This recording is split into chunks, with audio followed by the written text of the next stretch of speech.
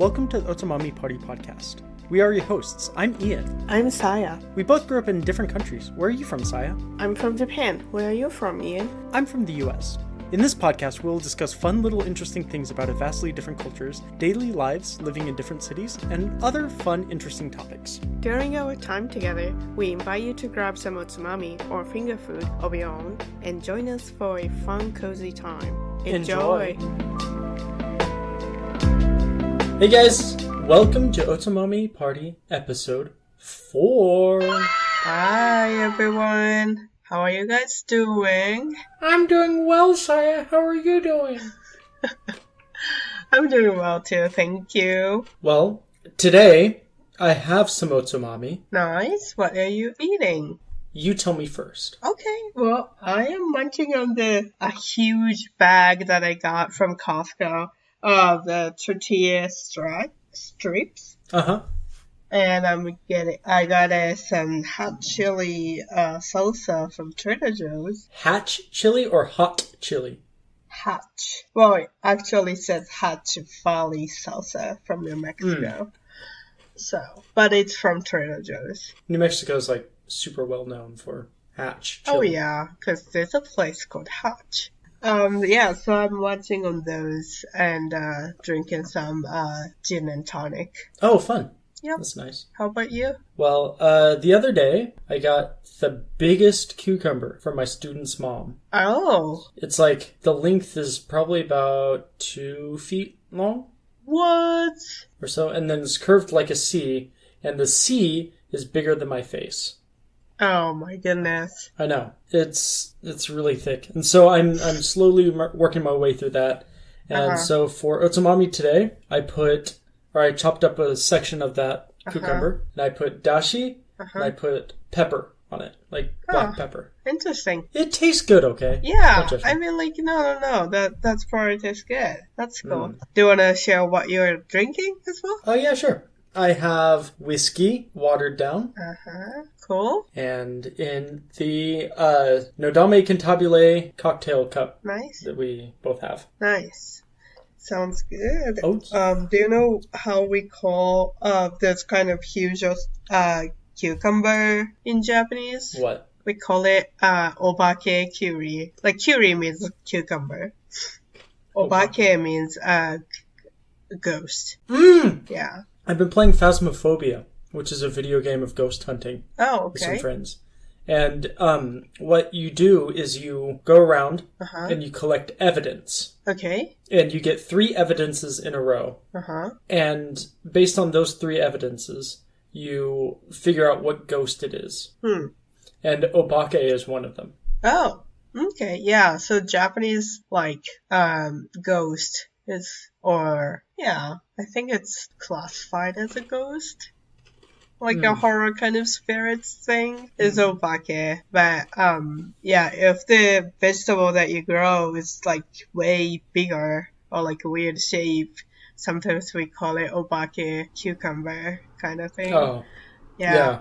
I mean, like, I am not a huge fan of obake kuri or, like, American cucumber because, like, I feel like it's too big than what I used to eat in Japan. Like, it's just more thinner. Yeah. Like, a Japanese cucumber is a little look like a English cucumber sometimes. Okay. And then, like, it's a thinner, so I don't usually get those, but do they taste good? Or, like, do they taste like a little, I don't know, like, in the middle part, do you think it's still like cucumber? Or like sometimes like if it's grown too big, the middle part is like gone. Oh, really? Yeah, like it has some like a, like a little space for the air kind of. This one has like a very small one.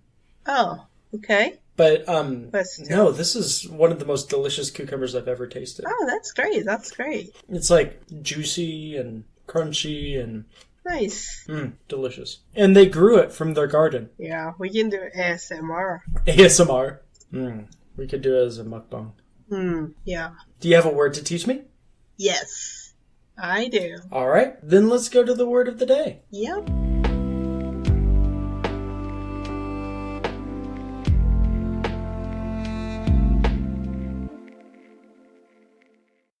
Okay, the word for today is nekojita. Nekojita. Mm-hmm. So cat what? Oh yeah, you know the cat is neko. Jita is like actually it was shita, but like it's combined and reason and whatever happens and we say it jita, but that means tongue. Oh, okay. Yeah. So it means like cat tongue. Okay. How would you use it? Well, it's like if have you ever seen like cat eating or drinking something? Yeah. Yeah, and then have you like seen cat eating like a hot milk or something? Have you drinking hot milk? No. Oh, the cat can't do with like a hot drinks, I think, like hot stuff. Mm-hmm. So a person who can't drink a really hot thing, and then like the person who needs to cool it down, we say, oh, she or he has a nekojita. Because their tongue is like a cat and you need to wait. So like for example, you sometimes you have a hard time drinking hot beverages.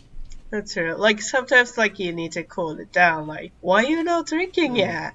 Well, she has a nekojita, that's why. Or like, oh, I'm a nekojita, so like I need to cool it down and then like blow it a little bit. So yeah, that's what nekojita means. Yeah. I have the exact opposite of nekojita. Like, oh yeah, you're totally fine with it. Yeah, that's true. Especially if it's coffee. Of course. Do you have a word to teach me? Yeah, I got a fun word here. It's called tittle tattle. Tittle tattle? Yes, tittle tattle. Okay. What does it mean? Well, we do this a lot, and you probably do that with Lindsay a lot. Okay. And you probably do that with your coworkers a lot. Huh. Idle gossip or chatter. Oh my goodness. Okay. Tittle tattle is what's overheard on the grapevine and taken with a grain of salt. So when you hear something through the grapevine, or on the grapevine, it means that like it's not like really reliable information. I see. It's like, hey, where did you hear that fact? It's like, oh, I heard it through the grapevine, or I heard it on the grapevine. And when something is taken with a grain of salt, it means that like you shouldn't put a lot of serious feeling into it. Interesting. Like if your academic advisor says something bad about your research. No, actually, you should take that with a lot of grain of salt. If, for example, my friend in Oregon is grumpy and tells you he doesn't like something about the way you dress or something like that, you should take that with a grain of salt because he's grumpy that day. You know what I mean? Oh, yeah. I see. So yeah, that's my word for today is tittle tattle. So the tittle tattle is the whole process of like, no process, but like whole thing of like gossiping. Yeah, it's just like idle gossip or chatter. Like, I guess with that definition, me asking you like how your day is and like, it's like, oh, that's nice, yeah, well, and the weather's nice, that's also tittle tattle. I see. How do you use it in a sentence? Hey Ian, were you saying something serious earlier in our conversation? No, I was just tittle-tattling. I see. Yeah. I see. Yeah, and tattling, just tattle, means to like tell the truth about somebody's lie. Or like tell somebody else about something that somebody did in order to get them in trouble. I see. Yeah. So it's just like talking, basically. Yeah. Interesting. Like with no like end goal in mind. Yeah. That's interesting. Thank you for sharing. Yeah, thank you for sharing. And let's tittle tattle on to the topic for today. Yep.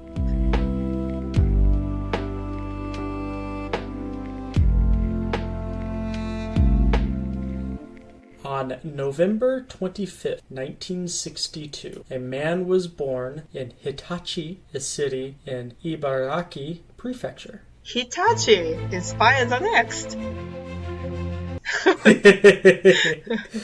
Do you know that part? Is there only Japanese commercial or? No, it's an electronic brand, right? Yeah. Yeah, Itachi inspires next. Well, last week we talked about a man who changed the course of the world through Lego. Uh-huh. This week we're talking about a man who changed my world. Oh, your word. Okay. Yeah. He grew up to create some of the most emotional moments of my childhood and adult life. Okay. And he really knew how to pull at my heartstrings. Huh. Yeah. Well, this man's name was Hironobu Sakaguchi. Okay. In his childhood, he would visit Kyushu frequently as his parents were from there. Mm-hmm. And as a child, he was interested in rocks and would collect rocks from a local quarry. Sounds like me, right? Yeah. I'm always like picking up rocks and looking for fossils and stuff like that. Uh-huh. Well, so he had a pretty normal childhood and had very childlike interests. Mm-hmm. Growing up, he learned piano.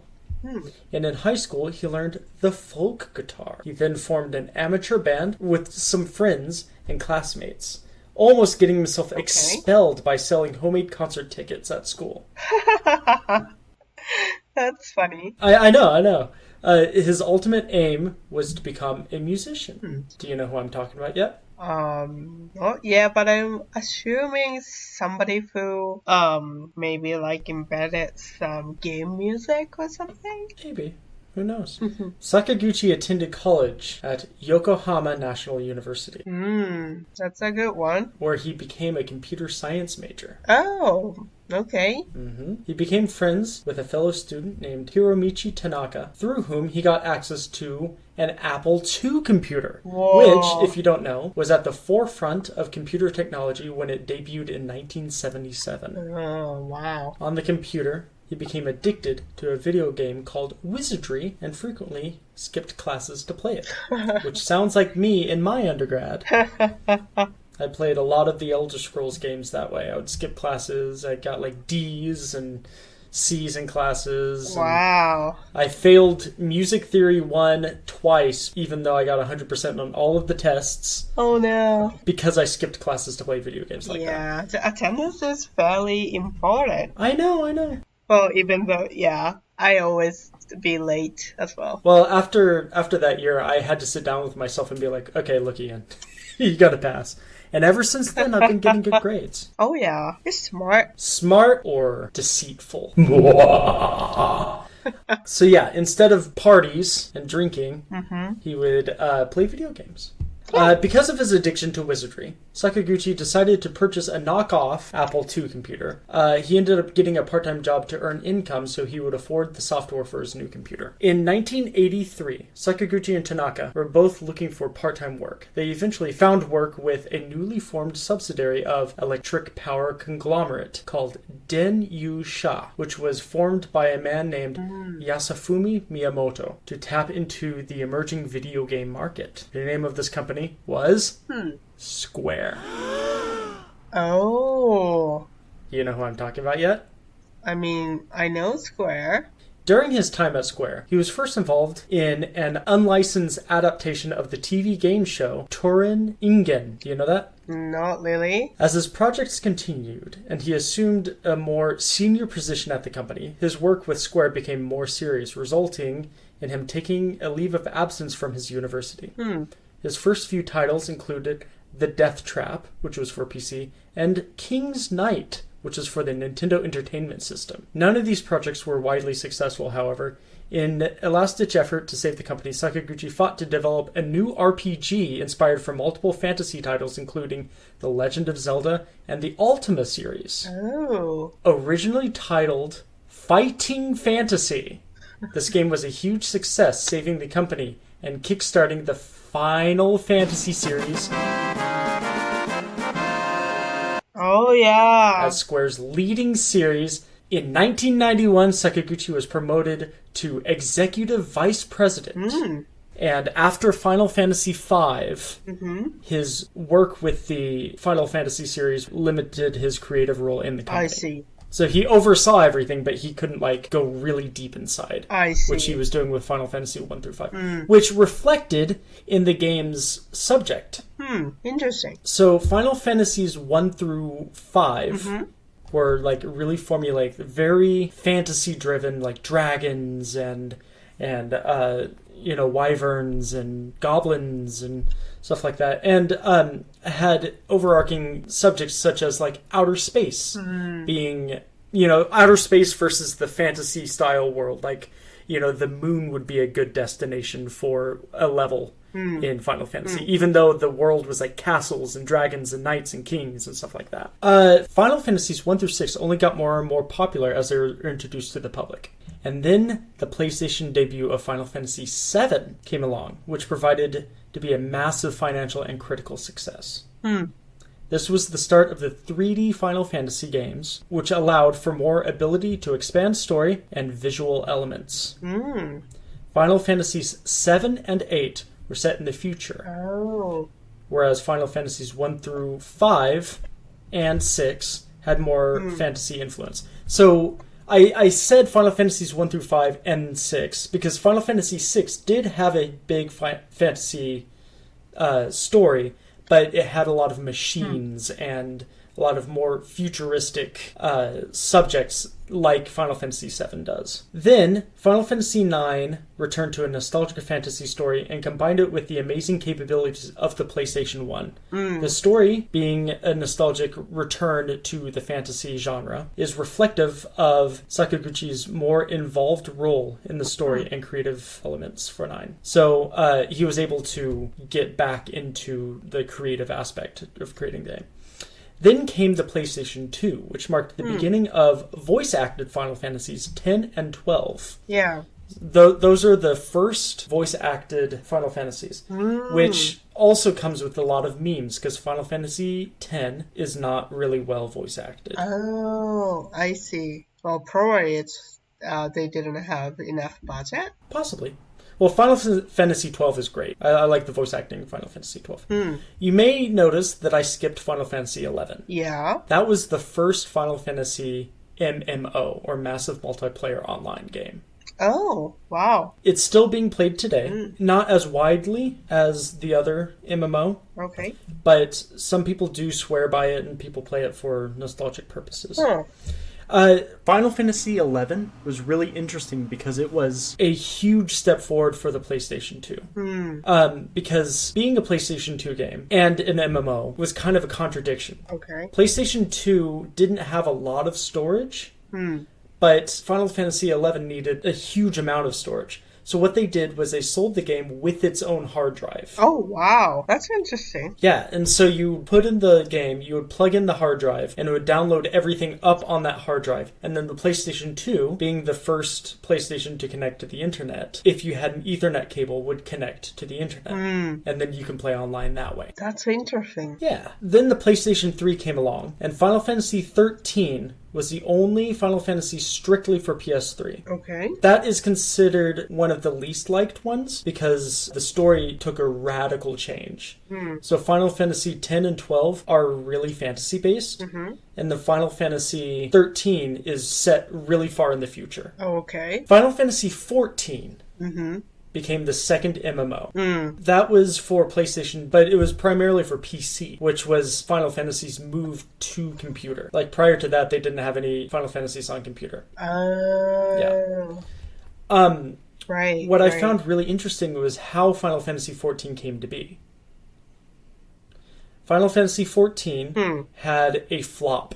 It was totally disliked at the beginning. But unlike most games, which would just take the money and run, and the game would die, the developers of Final Fantasy XIV, there was some switching around. They got a new president, who is the current president of Final Fantasy XIV. And people affectionately call him Yoshi P. Oh, okay. So Yoshi P took the Final Fantasy, listened to everybody's comments and complaints about the game, and fixed it. That's cool. Yeah. And so what he did with the story was like, you know, I don't remember what it was exactly before, but he took that world and basically ended it and made it part of the story going forward. Instead of creating a completely new game, he ended that world and then started a new game, but based in the aftermath of that destruction. So, Saya, you and I have played that game. I've played it a lot. You and I have played it together. Yeah.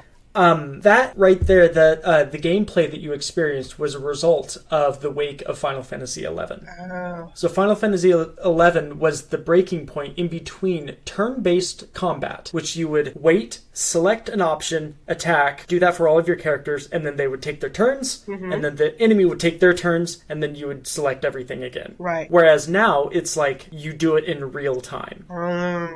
Like an action-based combat system. So, Final Fantasy XIV is now considered one of the best Final Fantasies ever, and is considered one of the best MMOs ever as well. The most recent expansion has gotten a lot of hate because the story kind of didn't do super well. I mean, I haven't played the recent expansion, but I'm a little bummed to hear that because the game is just incredible right now. After the last expansion, I just couldn't put it down. Throughout the games, all Final Fantasies, from 1 all the way through 16, you'll find Easter eggs throughout, or things that are surprises throughout. That's fun. Including Ultima, which was one of the strongest attacks/weapons in the game, which is based on the game that helped inspire the Final Fantasy series, as well as reoccurring names for characters and weapons such as Masamune, and Cid is a reoccurring character, and Moogles are reoccurring characters, and airships are reoccurring themes, and crystals, and all sorts of things. Well, to this day, Final Fantasy has some of the best storytelling anybody has ever experienced in any form of storytelling out there. And it remains as one of my favorite video game series ever. Yeah, that's a really interesting history about it. I mean, I actually never played Final Fantasies or these kind of games before, until I met you, and then you introduced to me, so... Well, you kind of introduced it to me in a way, even though I already knew about it. Right. I didn't talk to you about it until you called me, and you were like, hey, Ian, have you seen this drama on Netflix? Do you want to talk about that? Yeah, I actually can't remember the English title of that, but in Japanese it was Hikari no Otosan Keigaku. Do you remember the English title? Final Fantasy XIV, Dad of Light. Right, Dad of Light. Yeah. Dad of Light.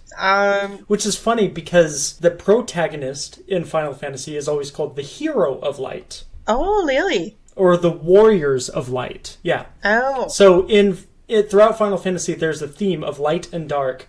Not good and bad, but light and dark balancing each other. So there are warriors of light and warriors of dark, and they're equally as good. It's just there's a world of light and a world of dark. And too much of one, they pull a Star Wars, and too much of one is bad. So it's like the Sith and the Jedi, that has to be perfectly balanced. So there are warriors of light keeping that balance and warriors of dark keeping that balance. So that's where the name Dad of Light comes from. I see. I didn't know that at all. I mean, maybe a Japanese player of Final Fantasy XIV or Final Fantasy series may have noticed about it, but I've never played. It's kind of weird to say, and might be surprising to Americans or foreigners, but I am a Japanese who doesn't play video games. I didn't grow up playing video games. And also, I'm not super familiar with manga or anime. Yeah. In my childhood, I know Pokemon. I used to watch Pokemon on TV when it was on the show when I was a kid, but I didn't have a game of Pokemon.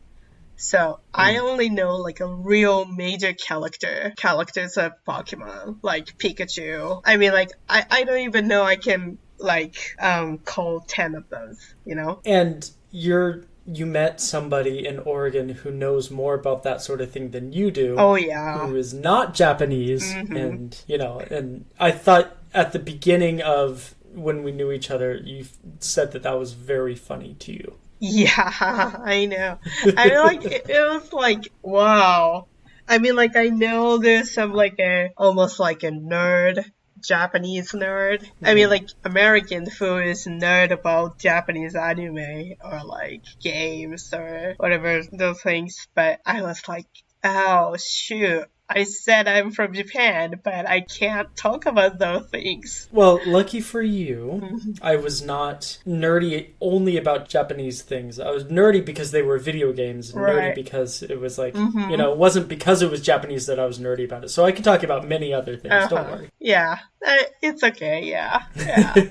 Well, anyways, yeah, I was like binging through like many dramas and missing some Japanese when I started school in Oregon. I was like, my brain was almost exploding listening to English all the time.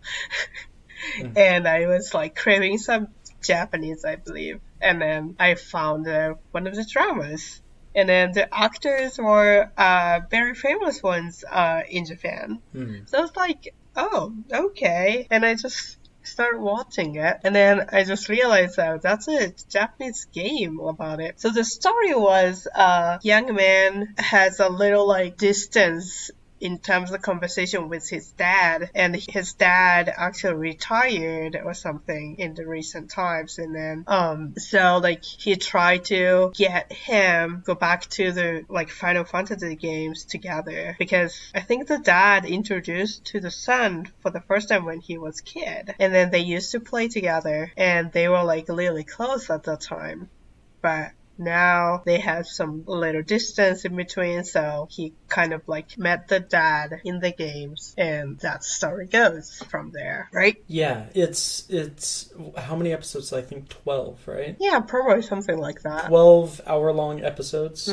Yeah, and I really want them to make a season 2 about maybe, I don't know, like maybe one about Final Fantasy 11, or like, like maybe like a different series. Yeah. Well, yeah. I think there was like another version of drama or movies of that same storyline but different actors. But I think they're still doing the Final Fantasy 14.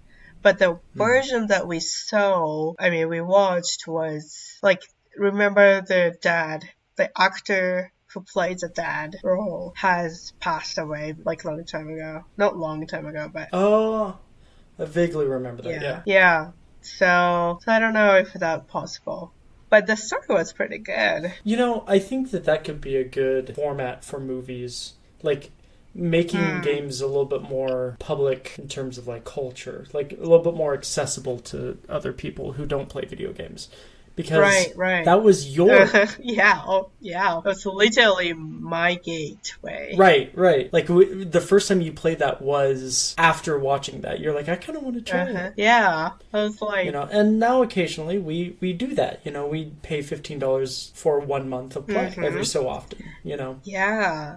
I was very amazed, like, more of the storyline, but like how detailed each, characters are, and also each scenery. Do you remember, like, we visited, when we played together one time, I was just, like, too amazed, and I was, like, taking all of the screenshot with my character and your character, almost like taking a selfie. Yeah. I think, like, it's a good, like, sort of, like, escape / like, traveling virtually. Yeah. In a different world. That's what I like about MMOs in general, is like, every time I play an MMO, it's not to get the most powerful I can be or whatever. It's to like experience a different life, Like, not that I don't like my life, it's just like, it's very interesting and very fun to like see real people go and do their thing, It's almost like people watching, but in a video game, in a different world. And also, like, some of my best friends that I still talk to, I've met through video games. Oh. And like, I play games with a lot of people.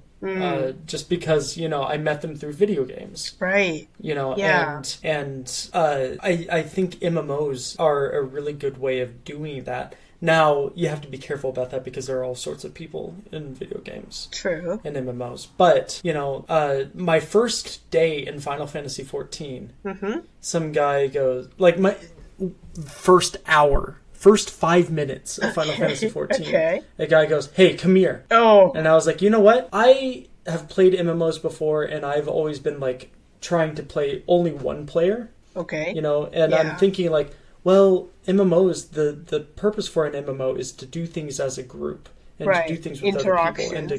Yeah. Right. And so I was like, you know what? Screw it. I'm going to go and have fun. And so I go up to the guy, I'm like, "Hey, what's up?" Yeah. And he goes, "Join my guild." Hmm. And I'm like, "Okay. You know what? What the heck? If I don't like it, Yeah. I'll leave." Yeah. They became my Final Fantasy 14 family until this day. Oh. I log in, I say, "Hey guys, what's going on?" They say, "Hey Theron," my in-game name is Theron. Uh-huh. They say, "Hey Theron, what's going on, man? Long time no see." That's amazing. Like, that's literally what I saw on that drama on Netflix. Right. That I liked. Yeah, that's amazing. Yeah, I just can't, like, ever since then, I just couldn't believe it. Right. I mean, like, I've always heard those stories, especially, like, you know, celebrities, like in Japan, like actors and actresses who is really nerdy about games, and sometimes they play games, and then some of their actual friends or real good friends are from the games. Yeah. So they don't, like, you know, they both don't know each other at first, right? And then the other player obviously doesn't know about he is a celebrity or she is a celebrity. And then, like, eventually, you know, some people decided to do, like, a actual meeting outside of the games. And then, like, they realize at that first time, "Oh wow, are you blah blah blah, this like celebrity?" That's kind of crazy story, I thought. But yeah, I mean, it's a cool thing. I mean, like, I know there's, you know, a chance of meeting a dangerous people as well. You know, you never know who is online, but still, it's a great opportunity to have a good friends. Dangerous is one thing, but, you know, okay, for example, my friends in Final Fantasy 14 don't know my real name. Right. At all.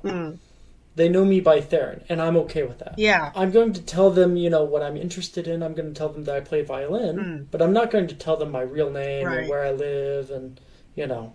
That's true. So if you stay like that, you're not going to come across a lot of, like, super dangerous people because they don't have anything to go on. Right. They don't have your real name. They don't have where you live, you know. Yeah. So if you live like that, it's a little bit safer. But, you know, that's kind of my rule. Like, unless I get really close with this person, like, I have, like, 1 or 2 people that I met in-game who know my real name and know where I live because now we're close. Yeah. You know? That's kind of cool, though. Like, it's really actually living another world with almost another person. Yeah, right. I have a really good friend from the UK that I've never met in person. But I've been friends with him for, 6, 7 years. Wow. 8 years. You know, and he and I have been staying in touch on and off this whole time. And when we hang out, you know, there are times when he and I would watch some movies together, and, you know, we're totally chilling, like we've met in person and we've hung out, you know? That's cool. It is really cool. Yeah. But I'm happy for those sort of things because in the instance of, like, a long-term or long-distance friendship or a long-distance relationship, like, you can really stay in touch much easier than it used to be. That's true. You know, like, with the advent of Zoom and the advent of MMOs and, like, you know, doing stuff, it's, you know, like, of course there's nothing like being together, but it almost takes the edge off. Right. And in a way, like, it's better sometimes, I guess. I mean, like, if you meet on the game and, like, play the game together, but you don't have to, like, actually, like, drive to the point to meet somebody or, like... Or a plane ticket. Yeah, I feel like it's a real privilege for us, like, living in a modern society like that. Yeah, absolutely. Yeah. Well, it's getting late, so we should probably end this podcast. But thank you so much for talking to me about that. That's a topic that's very close to my heart. And, you know, in both topics, you know, in Final Fantasy and MMO in general, you know. Yeah. Yeah. You know, because I didn't grow up playing MMOs, but as an adult, I find MMOs kind of almost, not quite, but almost my preferred method of playing video games, just because I can play with friends and I can, make new friends. I can, almost explore, Yeah, I'm really glad that I came across the Dot of Light and talk about it because it seems funny and fun to do. Yeah, absolutely. I am very glad that I played Final Fantasy XIV and... Yeah, I'm glad that I was able to show that to you. Yeah, the cool thing is from Japan. Yeah, my country. That's kind of cool. Well, let's play again sometime soon. Yeah, definitely. Okay. Well, Saya, thank you so much, and thank you to our listeners who came in and dropped by. Thank you, everybody. Don't forget to send us emails if you want to talk about it. We'll talk about that here in a bit. But so thank you. Thank you so much. All right. Have a good night, everybody. Bye. Bye.